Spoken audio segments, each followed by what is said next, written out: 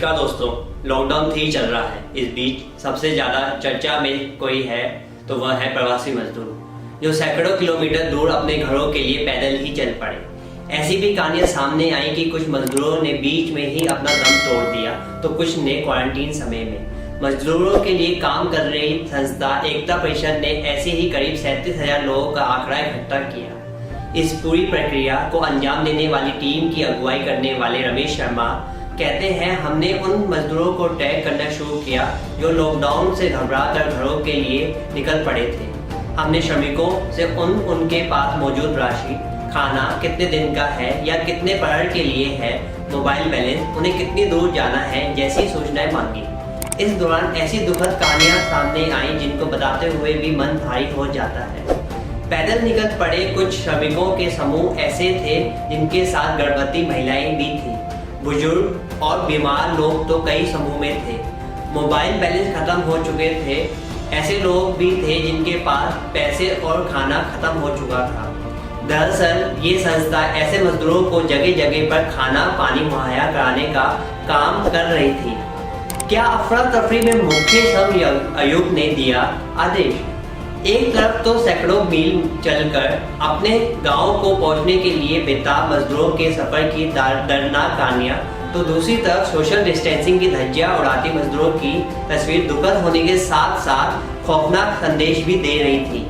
केंद्रीय श्रम एवं रोजगार मंत्रालय के तहत आने वाले मुख्य संयुक्त ने अफरा तफरी में 8 अप्रैल को इस सर्कुलर के मुताबिक देश भर में मौजूद 20 सेंटर के रीजनल संयुक्ताओं को अपने संसाधनों का इस्तेमाल कर 3 दिन के भीतर यानी 11 अप्रैल को लॉकडाउन में फंसे प्रवासी मजदूरों की गणना करने का निर्देश दिया गया। ये सभी आंकड़ा जिलेवार और राज्यवार इकट्ठा करने वाले थे। एक फॉर्मेट भी सर्कुलर के साथ दिया गया कि किस तरह से आंकड़े जुटाए जाएंगे। उन सेक्टर की सूची भी दी गई जिनमें ये प्रवासी मजदूर काम करते हैं। तो क्या इकट्ठे हो गए प्रवासी मजदूरों के आंकड़े? सवाल उठता है कि क्या इन प्रवासी मजदूरों के आंकड़े इकट्ठे हुए? मुख्य संयुक्ताओं के निर्देश अनुसार स्थानीय संयुक्ता ने अब तक कितना आंकड़ा भेजा? तो इस सवाल का जवाब एक आरटीआई में मिला।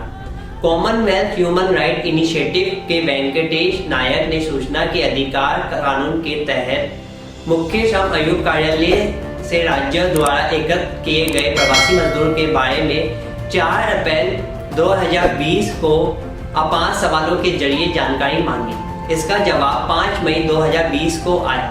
केंद्रीय लोक सूचना अधिकारी ने इन 5 सवालों का जवाब संक्षिप्त में दिया कि आपके द्वारा मांगी गई जानकारी के मुताबिक हमारे पास कोई आंकड़ा मौजूद नहीं है। आइए जानते हैं मुख्य श्रम आयुक्त ऑफिस से जारी सर्कुलर पर क्या कहते हैं क्षेत्रीय श्रम आयुक्त। सर्कुलर में न थी 20 रीजनल श्रम आयुक्त में से कुछ अधिकारियों से बात करने की कोशिश की गई। दिल्ली में नियुक्त 2 अधिकारियों, मुंबई में नियुक्त 2 अधिकारियों व देहरादून में एक अधिकारी को कई बार फोन करने के बाद मुंबई के एक अधिकारी ने फोन उठाया। उनसे इस सर्कुलर के बारे में पूछने पर उनका जवाब था कि राज्यों को इस बारे में जवाब देने थे। ऐसी कोई आंकड़ा उनके पास नहीं है। उन्होंने कहा कि हम इस विषय पर बात करने के लिए अधिकृत नहीं है। ऐसा ही जवाब देहरादून से भी मिला। दिल्ली के अधिकारियों को फोन की घंटियां तो बजी लेकिन फोन उठा नहीं। सवाल ये ही उठता है कि क्या इतने कम समय में लॉकडाउन में फंसे प्रवासी मजदूरों का आंकड़ा इकट्ठा करना मुमकिन था? क्या ये सर्कुलर केवल रस्म अदाई भर नहीं था? तो इस पर अपनी राय देने के लिए कमेंट बॉक्स में लिखें।